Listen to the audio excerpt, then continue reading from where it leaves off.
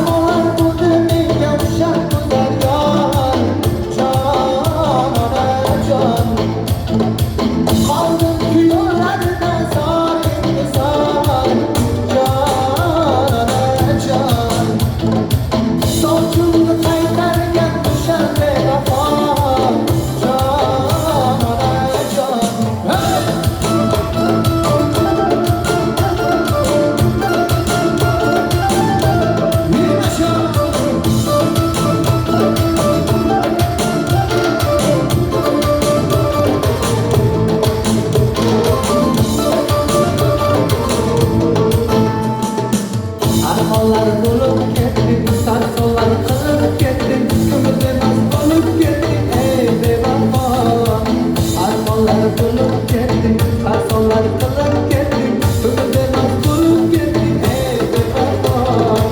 Qadrimga yetmadi go'zal qalam qosh, jon sukunona keliningga so'zga bo'lsa yor, qoldim kuyovlarda zorim ko'zal,